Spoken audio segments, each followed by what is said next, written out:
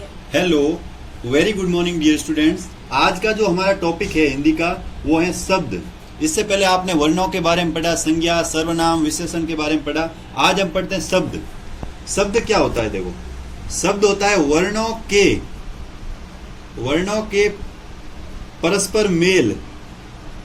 परस्पर मेल को अपन क्या कहते हैं? शब्द कहते हैं। तो इसकी अगर परफेक्ट डेफिनेशन हो तो वर्णों के सार्थक समूह को ही वर्ण कहते हैं। यानी ध्यान से देखना, वर्णों के सार्थक समूह को हम, जैसे मैंने लिखा, वर्णों के परस्पर मेल को शब्द कहते हैं। यहाँ शब्द है, वर्णों के परस्पर मेल को शब्द कहते हैं। वर्णों के सार्थक समूह को कैसे? देखो, जैसे मैंने लिखा है क, म और ल, इन तीनों को मैं बनाता हूं तो बनता है कमल। ये तो एक सार्थक समूह है। कमल एक इंसान का नाम हो सकता है, व्यक्ति का नाम हो सकता है, और कमल एक पुष्प का भी नाम होता है। लेकिन यही अगर मैं ऐसे लिख दूं म क ल, जैसे इसको मैंने जोड़ के बनाया तो बना मकल, ये कोई वर्ड नहीं है। तो ये वर्णों का एक परस्पर मेल तो है लेकिन सार्थक समूह नहीं है। वर्णों का परस्पर मेल हो लेकिन उसका एक विशेष अर्थ निकले तभी वो क्या कहलाएगा? शब्द। अब शब्द है जो कई प्रकार के होते हैं, जिसमें आज अपन पहला टॉपिक लेंगे, जिसमें अपन शब्द पढ़ेंगे व्युत्पत्ति और रचना के आधार पर। अपने टॉपिक में जो शब्द है वो 6 टाइप के हैं, मैं आपको पढ़ाऊंगा 8 टाइप। जिसमें ध्यान रखना, पहला टॉपिक है व्युत्पत्ति और रचना के आधार पर। व्युत्पत्ति और रचना के आधार पर शब्द है कितने प्रकार के होते हैं? तो 3 टाइप्स होते हैं। देखो, ध्यान से देखना। पहला जो टाइप है वो है रूढ़ शब्द। सेकंड टाइप है वो यौगिक शब्द। इसका जो थर्ड टाइप होगा वो होगा योग रूढ़ शब्द।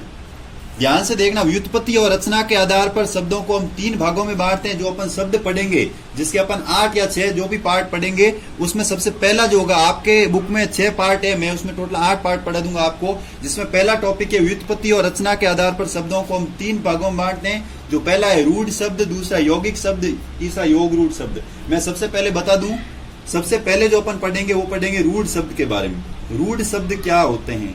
तो रूढ़ के आपको जैसे कि अर्थ से ही पता चल रहा है, वो शब्द जो इतने वर्षों से, यानी वे शब्द जो वर्षों से एक ही अर्थ में प्रयोग होने के कारण रूढ़ हो गए हैं, यानी जिनका कभी भी संधि विच्छेद नहीं होगा। एक बात ध्यान रखना कि रूढ़ शब्द का कभी भी संधि विच्छेद नहीं होता है। इनको आप कभी भी डिवाइड नहीं कर सकते, इनका कभी विघटन नहीं होगा। यानी वे शब्द, वापस एक बार ध्यान से सुनना, मैं डेफिनेशन बोल रहा हूं, वे शब्द जो वर्षों से एक ही अर्थ में प्रयोग होने के कारण रूढ़ हो गए हैं, इनका कभी भी संधि विच्छेद या विघटन नहीं होगा। अगर हो भी जाए, आपने संधि विच्छेद कर भी दिया, जैसे आपने संधि विच्छेद कर दिया, तो उसका कभी पूर्ण अर्थ नहीं निकलेगा। जैसे कि संधि में आपको पता हो, संधि किसे कहते हैं? संधि 2 वर्णों के परस्पर मेल को संधि कहते हैं। लेकिन वो 2 वर्णों का परस्पर मेल कौन सा? तो 2 शब्दों के परस्पर मेल को संधि कहते हैं। 2 शब्दों का परस्पर मेल कौन सा, जिसका एक पूर्ण अर्थ निकले? जैसे मैं आपको नॉर्मली एग्जांपल देता हूं, रोटी, ठीक है। रोटी का जैसे आप लिख दिया, रोटी हो गया रोटी प्लस ई, इसको मिला के आपने रोटी बना दिया, ठीक है ना। अब ई प्रत्यय लगाकर बड़ा करके, लेकिन इसका कोई संधि विच्छेद बनेगा नहीं। पहली बात ये गलत है। अगर कोई किसी का संधि विच्छेद बन भी जाए तो वो पॉसिबल नहीं है, क्योंकि संधि विच्छेद इसका होगा भी नहीं। अगर होगा तो भी उसका कोई पूर्ण अर्थ निकलेगा नहीं, इसलिए इनको अपन रूढ़ शब्द कहते हैं। इसके एग्जाम्पल देखो, रोटी, किसान, लड़का, दीपक, गाय, ये सभी क्या है?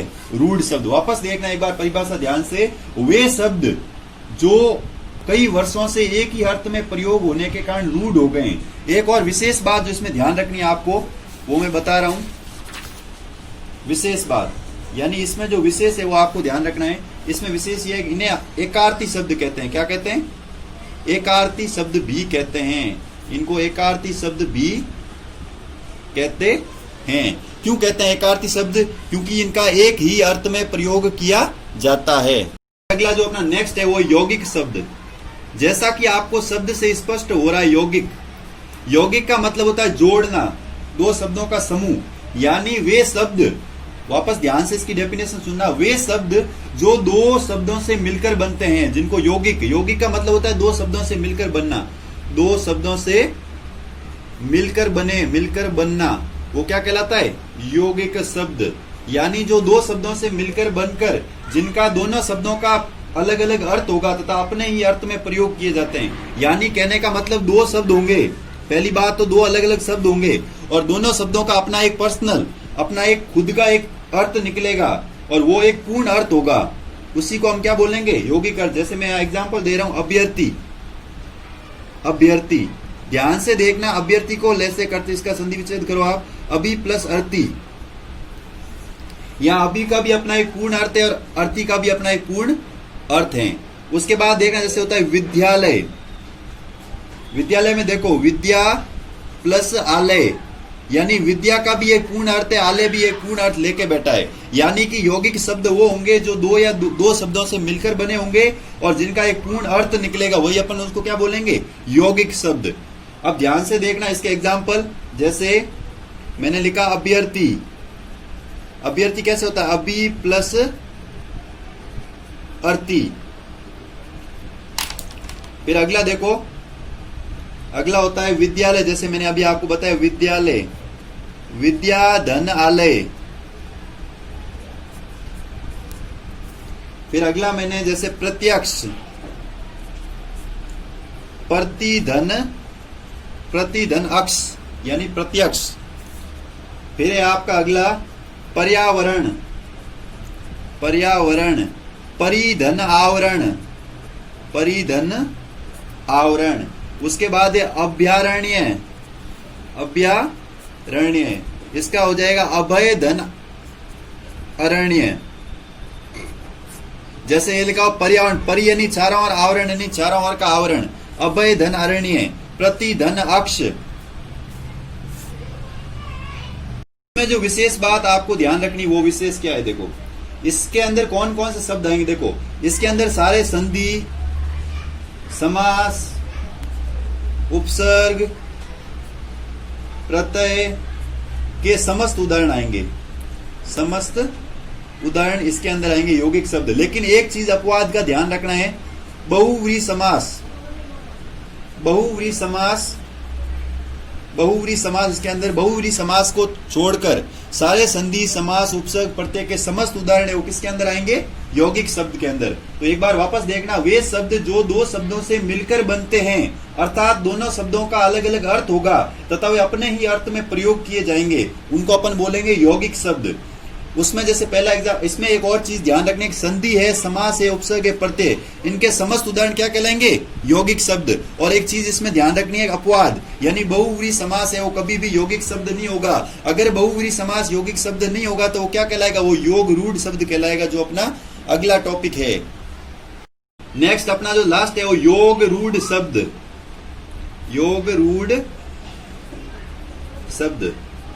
अब देखो इसमें आपको सीधा ही पता चल रहा है, यानी वे शब्द जो दो शब्दों से मिलकर बनते हैं तथा दोनों शब्दों का अलग अलग अर्थ होता है लेकिन किसी अन्य अर्थ में रूढ़ हो जाते हैं, यानी ये शब्द दो अर्थ में मिलकर बनेंगे।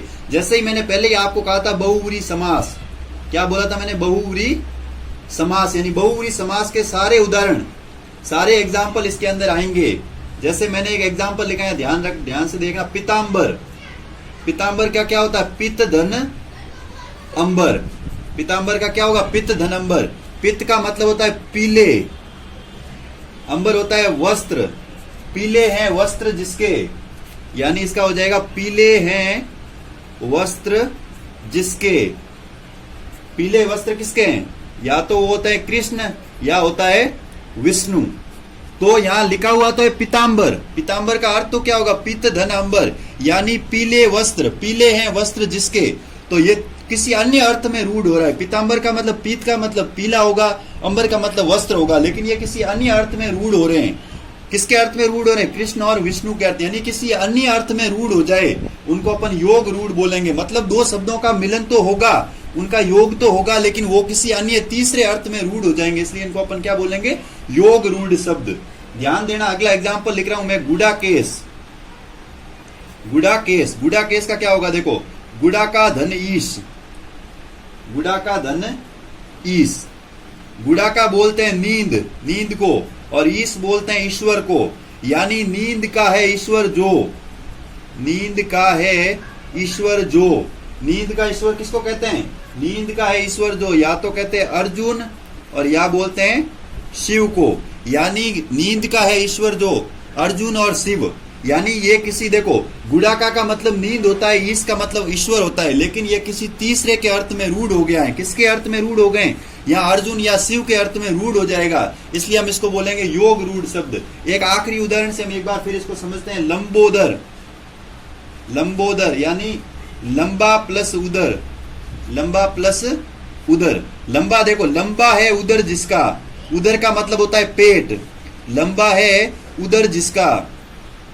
यानी यहाँ पे लंबा और पेट, लंबा का मतलब लंबा, उदर का मतलब पेट, यानी यहाँ लंबा पेट, लेकिन यहाँ किसी तीसरे अर्थ में रूढ़ हो रहा है। लंबा है उदर जिसका, उसको अपन क्या बोलते हैं? गजानंद, या बोलते हैं अपन गणेश।